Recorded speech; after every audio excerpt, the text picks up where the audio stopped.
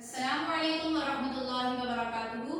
Okay, तो कैसे हैं आप लोग? उम्मीद है ठीक ठाक होंगे, खैरियत से होंगे, अपना होमवर्क भी कर रहे होंगे और लर्निंग भी साथ साथ कर रहे होंगे।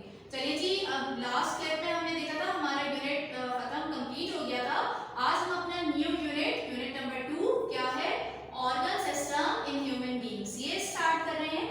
अच्छा, इससे पहले मैं आपसे एक क्वेश्चन करूंगी। आप ये बताइए कि जो लिविंग ऑर्गेनिज्म होते हैं, आपने पहले पढ़ा भी है कि उनको जिंदा रहने के लिए बेसिक नीड्स उनकी कौन कौन सी है, यानी उन्हें सरवाइव करने के लिए या जिंदा रहने के लिए कौन कौन सी बुनियादी चीजों की जरूरत होती है।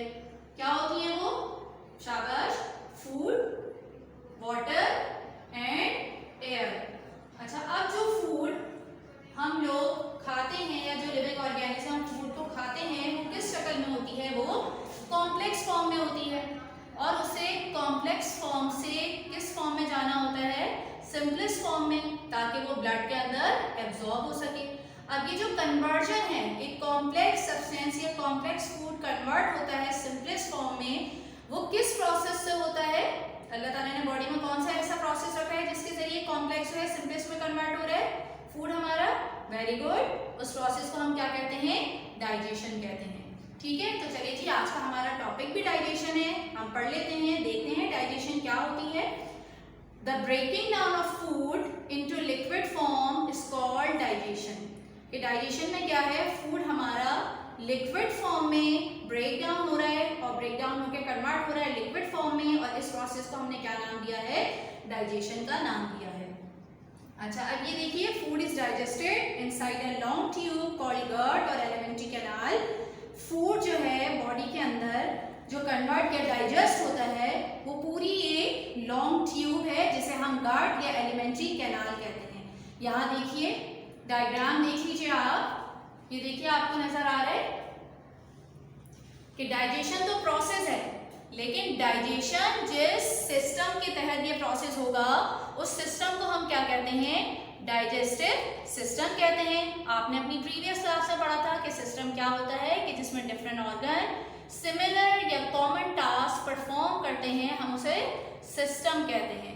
अब यहाँ चूंकि हम डाइजेस्टिव सिस्टम की बात कर रहे हैं, तो देखिए इसमें कौन कौन से उसके बेसिक पार्ट्स हैं। यस, माउथ, ये देखिए, ये फूड पाइप या एसोफेगस, फिर क्या है? स्टमक, और स्टमक के बाद आपके पास स्मॉल इंटेस्टाइन और लार्ज इंटेस्टाइन। तो ये तो आपके पास बेसिक पार्ट्स हैं डाइजेस्टिव सिस्टम के। और हमने गट या एलिमेंट्री कैनाल किसको कहा? कि ये गट या एलिमेंट्री कैनाल ये माउथ से स्टार्ट होती है और ये कहाँ खत्म होती है? एनस पे। तो ये जो सारे पार्ट इस पूरे स्ट्रक्चर में जो आ रहे हैं, इसको मिला के हम गट या एलिमेंट्री कैनाल कहते हैं। और ये तकरीबन 7 मीटर लॉन्ग है। ठीक है, तो हमारी एलिमेंट्री कैनाल या गट जो है, जो माउथ से स्टार्ट हो रही है, एनस पे जाके खत्म होगी, जो 7 मीटर लॉन्ग है, ठीक, ये क्या कहलाती है? Alimentary canal. अच्छा, it's wall produce chemicals called digestive enzymes which help in breaking down of food. अब फूड जो है, जो माउथ से हमारी डाइजेशन स्टार्ट हो रही है, ये पहले फूड कहाँ जाएगा? माउथ में, फिर एसोफेगस, फिर स्टमक, फिर लार्ज इंटेस्टाइन, वो small intestine and large intestine. तो जैसे जैसे फूड मुख्तलिफ पार्ट से होता हुआ गुजरता है, तो ये एलिमेंट्री कैनाल डिफरेंट जगहों पे डिफरेंट तरह के केमिकल्स प्रोड्यूस करती है, जिसकी मदद से फूड क्या होता है? ब्रेक डाउन होता है। चले जी, अब हम कंप्लीट प्रोसेस देख लेते हैं डाइजेशन का, कि हर पार्ट में डाइजेशन किस तरह से होती है। अभी हमने बात की कि हमारा जो डाइजेशन का प्रोसेस है वो कहाँ से शुरू होता है? माउथ से। ठीक है, डाइजेशन कहाँ से स्टार्ट हो गई? जैसे ग़िज़ा आपने मुंह में रखी, फौरन से डाइजेस्टिव सिस्टम एक्टिव हो जाता है और डाइजेशन का प्रोसेस शुरू हो जाता है। आपने ऑब्जर्व किया है माउथ में क्या क्या चीजें हैं जो डाइजेशन में हेल्प करेंगी?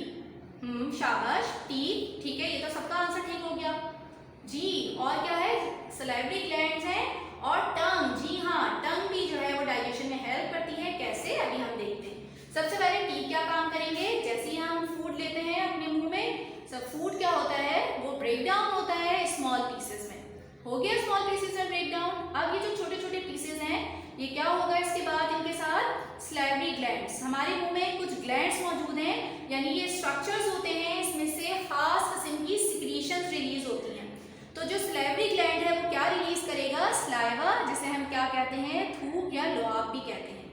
अब क्या है, नेक्स्ट हमारे पास टंग है। टंग क्या करेगी डाइजेशन में हेल्प, ये फूड को मिक्स करती है स्लाइवा के साथ, और ये जो स्लाइवा है ये क्या करता है, फूड को सॉफ्टन कर देता है, ठीक है, इसको बिल्कुल नर्म कर देता है। और फिर इसी स्लाइवा के अंदर एक केमिकल मौजूद है जो क्या करेगा, फूड में मौजूद स्टार्च को कन्वर्ट करा देगा ग्लूकोज में। देखिए बेटे, आपने बार बार ये बात सुनी होगी कि जब भी हम ग़िज़ा खाएं या फूड लें तो उसे किस शक्ल में होना चाहिए, बैलेंस डाइट की फॉर्म में होना चाहिए। बैलेंस डाइट क्या होती है, एक ऐसा फूड जिसके अंदर तमाम ग़िज़ाई अज्जा मौजूद हो, यानी उसमें कार्बोहाइड्रेट भी हो, प्रोटीन भी हो, फैट भी हो, विटामिन एंड मिनरल्स भी हो और वाटर भी हो, ठीक है। तो ये सारे क्या है, कंपोनेंट हैं फूड के। स्टार्च किसका कंपोनेंट है, कार्बोहाइड्रेट का। तो जब आपके पास मुंह में हमारी डाइजेशन स्टार्ट हो जाती है तो सिर्फ और सिर्फ जो ग़िज़ा के अंदर कार्बोहाइड्रेट या स्टार्च वाला पार्ट होता है, ये स्लाइवा उसके ऊपर क्या करेगा, अफेक्ट करेगा और उसको कन्वर्ट करा देगा इसके अंदर, ग्लूकोज के अंदर। लेकिन याद रखिए कि अभी भी ये जो कन्वर्जन होगी ये कंप्लीट नहीं है, अभी ये इनकम्प्लीट है। जैसे जैसे फूड आगे जाएगा इसकी जो डाइजेशन है स्टार्च की वो क्या होगी, कंप्लीट होगी। इसके अलावा जो प्रोटीन और फैट पार्ट है उसको स्लाइवा उसके ऊपर एक्ट नहीं करेगा, ना ही उसकी डाइजेशन में किसी भी किस्म की कोई हेल्प होगी, ठीक है। तो ये बात यहाँ याद रखिएगा कि स्लाइवा ने क्या काम किया है, एक तो सॉफ्ट किया है फूड को, दूसरा कन्वर्ट किया है स्टार्च को किसमें, ग्लूकोज में। अच्छा जी, अब टंग और क्या काम करती है, टंग एक तो मिक्सिंग कर ली टंग ने, दूसरा क्या करेगी, अब टंग फूड को पुश करेगी किसकी तरफ, फूड पाइप की तरफ, ठीक है। ये देखें, ये जो है आपके मुंह में या आपके जो भी फूड था, अब टंग क्या कर रही है, रोल होती है ना, एक तो मिक्सिंग का काम कर दिया, अब ये इसको आगे पुश करेगी कि फूड कहाँ चला जाए, इस फूड पाइप में। अब फूड पाइप क्या है, यहाँ इस फूड पाइप के अंदर किसी भी किस्म की कोई सिक्रीशन रिलीज नहीं होगी, सिर्फ और सिर्फ क्या है, फूड पाइप का काम ये एक पैसेज प्रोवाइड करता है, या ये समझ लें ये एक पुल की तरह, ब्रिज की तरह काम करता है, जो फूड को मुंह से, माउथ से कहाँ लेकर आएगा, स्टमक तक लेकर आएगा। इस दरमियान या इस दौरान किसी भी किस्म की कोई डाइजेशन नहीं है, सिर्फ ये क्या है, पैसेज है, ठीक है। तो देख लीजिए, एसोफेगस या फूड पाइप, क्या कहते हैं हम इसे, फूड पाइप या एसोफेगस। इसका क्या फंक्शन है, सिर्फ और सिर्फ क्या करता है, पैसेज प्रोवाइड करता है फूड को कि वो मुंह से कहाँ तक आ जाए, स्टमक तक आ जाए, स्टमक। अब देखिए नेक्स्ट पार्ट हमारा क्या है, स्टमक है। आप जानती हैं ना, स्टमक को हम उर्दू में क्या कहते हैं, मैदा कहते हैं। और अगर हम अपनी ख्याल ना रखें अपने मैदे का, मतलब कि अगर हम साफ़ सुथरी ग़िज़ा ना खाएं तो हमारा मैदा क्या हो जाता है, ख़राब हो जाता है, पेट ख़राब हो जाता है। पेट ख़राब होने से अमूमन मतलब यही होता है कि हमारा स्टमक प्रॉब्लम कर रहा है। दूसरी बात ये कि देखिए बेटे, आपको मैंने कहा कि टीथ का क्या काम है, कि टीथ स्मॉल पीसेस में फूड को क्या कर देता है, कन्वर्ट करा देता है। इसी तरह से जो स्टमक है, इसका भी एक मेन फंक्शन यही है कि जो हमारा फूड स्टमक में आ गया तो स्टमक की वॉल मुस्तकिल कॉन्ट्रैक्ट और रिलैक्स होती हैं, जिसकी वजह से, यानी स्टमक वॉल की मूवमेंट की वजह से फूड जो है वो मज़ीद छोटे छोटे पीसेस में ब्रेक डाउन होता है। जो लोग जल्दी जल्दी ग़िज़ा को निगलते हैं, प्रॉपरली दांतों से उसको चबाते नहीं हैं, तो क्या है कि वो काम फिर किसको करना पड़ता है, स्टमक को, और स्टमक ओवरलोडेड हो जाता है, तब भी वो इतना अच्छा फंक्शन परफॉर्म नहीं कर सकता। और अक्सर ऐसे लोगों का या तो मैदा ख़राब रहता है, या जितनी उन्हें ग़िज़ाइयत अपनी फूड से मिलनी चाहिए वो नहीं मिलती। तो हमेशा जो है हदीस के मुताबिक कहा गया है ना कि ग़िज़ा को चबा चबा के खाएं, तो इसीलिए कि हर जो आपके पास सुन्नत है उसका अपना, उसकी अपनी ही हिकमत है। तो हमेशा जब भी खाना खाने बैठेंगी तो क्या करेंगी, बहुत अच्छी तरह से चबाने का जो अमल है उसे करेंगी। अच्छा, अब स्टमक क्या काम कर रहा है, एक तो मैंने आपको बता दिया कि इसकी वॉल कॉन्ट्रैक्शन और रिलैक्सेशन की वजह से फूड को छोटे छोटे पीसेस में और डिवाइड कर देती हैं या ब्रेक डाउन कर देती हैं। इसके अलावा जो स्टमक है वहाँ से दो केमिकल की रिलीज होती है, एक एसिड और एक गैस्ट्रिक जूसेस। ये दोनों एसिड और गैस्ट्रिक जूसेस क्या करते हैं, इस फूड के साथ मिक्स होते हैं, ठीक है। Food mixes with acid and gastric juice due to the movement of wall of the stomach. चलिए, अब इनका क्या काम है, एसिड और गैस्ट्रिक जूस का, ये देख लेते हैं। ये जो एसिड है जिसे हम तेजाब कहते हैं, ये कौन सा है, HCl है, जो हमारे स्टमक में प्रोड्यूस हो रहा है और हमारी फूड में जितने भी जर्म्स हैं ये उनको किल कर देता है, क्योंकि जो जर्म्स होते हैं वो एसिड से क्या हो जाते हैं, किल हो जाते हैं। तो जो भी आपने ऐसी ग़िज़ा ली उसमें अगर कोई जरासीम है तो वो एसिड की वजह से किल हो जाएंगे। दूसरी हमने बात की थी गैस्ट्रिक जूस की। इसमें कुछ एंजाइम्स मौजूद होते हैं और ये एंजाइम्स क्या करते हैं, डाइजेस्ट कर देते हैं फूड के अंदर कौन से पार्ट को, प्रोटीन पार्ट को। देखें अभी हमने माउथ में पढ़ा, माउथ में स्लाइवा था, स्लाइवा क्या काम कर रहा था, सिर्फ और सिर्फ स्टार्च की पार्शियल या डाइजेशन करवा रहा था किसमें, ग्लूकोज में, यानी स्टार्च जो है वो डाइजेस्ट हो रहा था ग्लूकोज में, लेकिन अभी डाइजेशन इनकम्प्लीट थी। इसी तरह से देखें स्टमक क्या काम करेगा कि स्टमक में जो आपके पास फूड के अंदर प्रोटीन का पोर्शन मौजूद होता है, ये गैस्ट्रिक जूस जिसमें एंजाइम्स मौजूद हैं ये क्या कर देंगे, डाइजेस्ट करेंगे सिर्फ और सिर्फ किसको, प्रोटीन को। लेकिन यहाँ प्रोटीन की डाइजेशन अभी भी कंप्लीट नहीं हुई, ये डाइजेशन कैसी है, इनकम्प्लीट है। अच्छा अब बेटे एंजाइम्स क्या होते हैं, एंजाइम्स जो हैं वो कुछ केमिकल्स होते हैं जो क्या कैटलिस्ट के तौर पे बिहेव करते हैं, यानी केमिकल रिएक्शन को स्पीड अप करवा देते हैं, तेज करवा देते हैं। ठीक है, यहाँ तक आपको समझ में आ गया। अब हमारा जो फूड है वो कुछ घंटे स्टमक में रहता है और स्टमक से थोड़ा थोड़ा कहाँ आना शुरू हो जाता है, स्मॉल इंटेस्टाइन की तरह, जो हमारा डाइजेस्टिव सिस्टम का नेक्स्ट पार्ट है। अच्छा ये ट्यूब होती है, इंटेस्टाइन क्या है आपके पास, कॉइल ट्यूब है, तकरीबन 6 मीटर लॉन्ग है।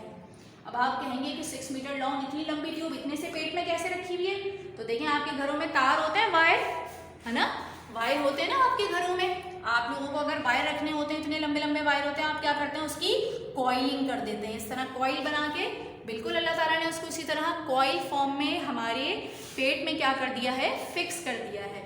ठीक, अब देखिए ये बहुत ही इंपॉर्टेंट पार्ट है स्मॉल इंटेस्टाइन डाइजेस्टिव सिस्टम का। यहाँ देखिए क्या क्या काम हो रहा है स्मॉल इंटेस्टाइन में। आपके पास डाइजेशन जो है वो कंप्लीट हो जाएगी किसमें, स्मॉल इंटेस्टाइन में। स्मॉल इंटेस्टाइन 2 काम करती है, एक तो डाइजेशन यहाँ कंप्लीट होती है, दूसरी बात जो हमारा फूड डाइजेस्ट हो जाता है उसकी एब्जॉर्प्शन भी इसी पार्ट में होती है। किस किस तरह से, देखिए बॉडी में एक ऑर्गन है पैनक्रियास, आपने देखा होगा, आप डायग्राम में देखें पैनक्रियास, ठीक है, ये देखिए ये आपको नजर आ रहा है, ये लीफ लाइक स्ट्रक्चर होता है पैनक्रियास का। इसका क्या काम होता है, ये पैनक्रियाटिक जूस को रिलीज करता है पैनक्रियास। इसी तरह बेटे एक और स्ट्रक्चर भी देखें, लिवर जिसे हम जिगर कहते हैं, ये भी एक सिक्रीशन रिलीज करता है जिसका क्या नाम होता है, बाइल। तो ये लिवर से बाइल और पैनक्रियास से पैनक्रियाटिक जूस, ये दोनों जो जूस हैं ये कहाँ आते हैं, स्मॉल इंटेस्टाइन में। अब देखिए कि इनका क्या फंक्शन है डाइजेशन में। ये जो पैनक्रियाटिक जूस है इसमें डिफरेंट एंजाइम्स मौजूद हैं जो हमारे फूड पे एक्ट करते हैं और फूड को क्या कर देते हैं, डाइजेस्ट कर देते हैं। ठीक है, फूड बिल्कुल क्या हो जाती है, डाइजेस्ट हो जाती है। अभी हमने पढ़ा था कि माउथ में भी डाइजेशन हो रही है कार्बोहाइड्रेट की, स्टमक में डाइजेशन हो रही थी प्रोटीन की, लेकिन वो इनकम्प्लीट थी। लेकिन ये जो पैनक्रियाटिक जूस में मौजूद एंजाइम्स हैं ये इस डाइजेशन को क्या कर देंगे, कंप्लीट कर देंगे। इसके अलावा हमने बाइल की बात की थी जो लिवर से आ रहा था, ये क्या करता है, ये ब्रेक्स अप, यानी ये तोड़ फोड़ देता है किसको, फैट पार्ट को जो हमारी फूड में मौजूद है, और उसको कन्वर्ट करा देता है ऑयल ड्रॉपलेट्स में। ठीक है, अब आपने देख लिया कि प्रोटीन की भी डाइजेशन हो गई, फैट की भी डाइजेशन हो गई और कार्बोहाइड्रेट की भी डाइजेशन हो गई। अच्छा, अब इंटेस्टाइन की अपनी जो लाइनिंग होती हैं, यानी इंटेस्टाइन की जो वॉल है वो भी कुछ खास किस्म के जूस सिक्रीट करती है जिसे हम इंटेस्टाइनल जूस कहते हैं। ये जो जूसेस होते हैं ये क्या करते हैं, डाइजेशन इज कंप्लीटेड, यानी इसमें से जो जूस निकलता है वो हर तरह की डाइजेशन को क्या कर देंगे, कंप्लीट कर देंगे। यहाँ तक अब देखें डाइजेशन हो गई है। हमने क्या बात की थी, इंटेस्टाइन 2 काम करेगी, एक तो उसने डाइजेशन कंप्लीट कर दी, दूसरा उसका काम क्या है, इस डाइजेस्टेड फूड को अब ब्लड में जाना है, यानी अब एब्जॉर्प्शन का काम होगा। तो वो कौन करेगा, इंटेस्टाइन में ही फिंगर लाइक प्रोजेक्शन मौजूद होती है जिसे हम विलाय कहते हैं, ये help to absorb the digested food. ये देखिए इस तरह फिंगर लाइक प्रोजेक्शंस होती हैं। और ये क्यों है फिंगर लाइक, ये देखें, अगर ये इस तरह का मैं स्ट्रक्चर बनाऊं तो ये इतना स्पेस नहीं लेगा, लेकिन अगर इसी में हर जगह ऐसा स्ट्रक्चर बनाऊं तो देखिए सरफेस एरिया बढ़ रहा है, तो यानी क्या है, एब्जॉर्प्शन में ये हेल्प करती हैं। क्या है, फिंगर लाइक प्रोजेक्शन है जो 1 मिलीमीटर लॉन्ग है। और ये क्या करेंगी, ये हेल्प करती हैं कि जो भी हमारा फूड डाइजेस्टेड फॉर्म में है उसको क्या कर दें, अब ये ब्लड में शामिल करा दें। तो यहाँ से हमारा फूड ब्लड में शामिल हो जाता है। ठीक है, अच्छा जनाब, अब हमने स्मॉल इंटेस्टाइन देख ली। अब हमारा लास्ट पार्ट कौन सा है, लार्ज इंटेस्टाइन का। अब ये क्या काम करेगा, अब फूड तो हो गया एब्जॉर्ब, अब देखें वाटर को भी तो एब्जॉर्ब कराना है। Water is absorb in colon. ये क्या है, लार्ज इंटेस्टाइन का एक पार्ट है जिसे हम कोलोन का नाम दे रहे हैं। यहाँ वाटर की एब्जॉर्प्शन होती है क्योंकि वाटर भी तो फूड में मौजूद है। जितना पानी हमारी बॉडी के लिए ज़रूरी है वो पानी कोलोन क्या कर लेगा, एब्जॉर्ब कर लेगा। अब जो फूड हमने खाया था वो सारा का सारा थोड़ी हमारी बॉडी में एब्जॉर्ब होता है, कुछ उसमें ऐसा भी पार्ट होता है जो हमारी बॉडी के लिए वेस्ट होता है, यूजलेस होता है। तो वो सॉलिड फॉर्म में स्टोर होता है, कहाँ, रेक्टम में। रेक्टम भी क्या है, लार्ज इंटेस्टाइन का पार्ट है। और ये जो फूड का सॉलिड फॉर्म है जो कि अनडाइजेस्टेड फॉर्म है या वेस्ट मटेरियल है, हम उसे क्या नाम देते हैं, फीसिस का नाम देते हैं। ये रेक्टम में जाके कुछ टाइम के लिए स्टोर होता है और फिर ये वहाँ से पास आउट हो जाता है, एक ओपनिंग है एनस, उसके ज़रिए बॉडी से बाहर आ जाता है। तो इस तरह हमने आज पूरा प्रोसेस पढ़ा है डाइजेशन का, कि किस तरीके से डाइजेशन का प्रोसेस हो रहा है, जो माउथ से स्टार्ट हो रहा है। और ये देखिए, ये एनस से जो अनडाइजेस्टेड फूड है इस तरीके से बाहर आ रहा है। पूरा आपके पास ये जो एलिमेंट्री कैनाल है इसे हम गट कह रहे हैं, जो माउथ से शुरू होकर एनस पे ख़त्म हो रही है, 7 मीटर लॉन्ग है। एक एक पार्ट का आप अच्छी तरह फंक्शन पढ़ चुकी हैं। अच्छा, मुझे उम्मीद है कि आज आपको ये पूरा प्रोसेस डाइजेशन का समझ में आ गया होगा। अब इंशाल्लाह हम कल एक और अपना प्रोसेस पढ़ेंगे जिसमें हम ये पढ़ेंगे कि जो फूड डाइजेस्ट हो गई, एब्जॉर्ब हो गई, उससे किस तरीके से एनर्जी प्रोड्यूस होती है। ठीक है, इंशाल्लाह ये हमारा कल का टॉपिक होगा। चलिए जी, आइए अब हम होमवर्क देख लेते हैं कि हमारा होमवर्क क्या है। चलिए जी, आज का होमवर्क नोट कर लें। क्या है आज का homework, learn and right question number 1A, ठीक है, एंड क्वेश्चन नंबर 1B। अब 1A क्या है, आइए ये बुक से देख लेते हैं। देखें क्वेश्चन पेज नंबर 18 पे जो क्वेश्चन नंबर 1 मौजूद है, name the correct part of the digestive system, इसको हमने मेंशन किया है क्वेश्चन नंबर 1 का पार्ट ए। तो आप भी जब इसे अपने जर्नल में करेंगी तो 1 के बाद पार्ट ए भी लिखेंगी जिस तरह हमने बोर्ड पे लिखा है। क्या है आपके पास ये question, name the correct part of the digestive system, food is broken into small pieces by dash. देखिए अभी आपने पूरा डाइजेस्टिव सिस्टम अच्छी तरीके से पढ़ लिया, आपको पता है कि कौन सा सिस्टम जो है, कौन सा ऑर्गन डाइजेस्टिव सिस्टम का क्या फंक्शन परफॉर्म कर रहा है। तो फूड जो है वो स्मॉल पीसेस में ब्रेक डाउन होती है, किसकी मदद से, आपको यहाँ लिखना है। नेक्स्ट है आपके पास digestion starts in the dash. आप जानती हैं कि डाइजेशन कहाँ से स्टार्ट होती है, आपको सिर्फ उस पार्ट का नाम देना है। नेक्स्ट है आपके पास gastric juice is produce in the dash. आप जानती हैं ना गैस्ट्रिक जूस कौन से पार्ट से प्रोड्यूस हो रहा था, ठीक है। तो इसी तरीके से इसको लिख के इसका आंसर लिख दीजिएगा। चलें अब दोबारा से आइए बोर्ड पे, और क्या लिखा हुआ है, क्वेश्चन नंबर 1 और बी। देखिए बेटे बुक में ये क्वेश्चन मौजूद नहीं है, इसे आपको बोर्ड से ही उतारना है, ठीक है। और इस पर क्या मेंशन करना है, क्वेश्चन नंबर 1 का पार्ट बी क्या है हमारे पास, what is digestion, explain the process of digestion and also draw its label diagram, ठीक है। इसको इसी तरीके से उतारिएगा और अब आप देखें कि हम इसे जर्नल में किस तरह से करेंगे। चलिए जी अब हम जर्नल की तरफ आ जाते हैं। क्योंकि हमारा न्यू यूनिट स्टार्ट हुआ है इसलिए हम पहले टाइटल पेज बनाएंगे, unit number 2 organ system in human beings, ठीक है। इसी तरह से आप टाइटल पेज बना के फिर अपना क्वेश्चन नंबर 1 स्टार्ट करेंगी। देखिए बुक में 1 था, मैंने सिर्फ 1A मेंशन किया है, आपको भी इसी तरह करना है, ठीक है। चलिए जी अब आपके पास नेक्स्ट क्या है, नेक्स्ट देखें, ये क्वेश्चन बुक का नहीं है ना, इसे आपने बोर्ड से उतारा है और 1B मेंशन करेंगी, ठीक। बिल्कुल इसी तरीके से देखें, डाइजेशन हेडिंग डाल के डेफिनेशन फॉर्म में लिखेंगी और डाइजेस्टिव सिस्टम के पार्ट्स ये लिखेंगी। उसके बाद लेबल डायग्राम ड्रॉ करेंगी, देखें आप। और लेबलिंग देखनी बेटी मैंने किस तरह 1 साइडेड की हुई है, तो आप भी इसी को फॉलो कीजिएगा कि लेबलिंग करते हुए ख्याल रखा करें कि आपको एक तरफ ही लेबलिंग करनी है, ठीक है।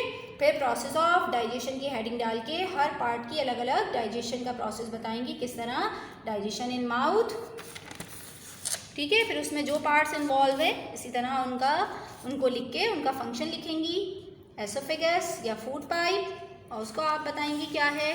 फिर डाइजेशन इन स्टमक कि क्या क्या है, किस किस तरीके से हो रही है। Next digestion in small intestine, देखिए उसमें किस तरह से हेडिंग दे के काम किया हुआ है, इसी तरह करना है। और फिर लास्ट पार्ट क्या था, डाइजेशन इन लार्ज इंटेस्टाइन, उसको भी इसी तरीके से करना है। उम्मीद है आज का लेक्चर आपको समझ में आ गया होगा, लर्निंग भी कर लेंगे, होमवर्क भी। चलिए जी नेक्स्ट वीडियो तक, अल्लाह हाफिज़।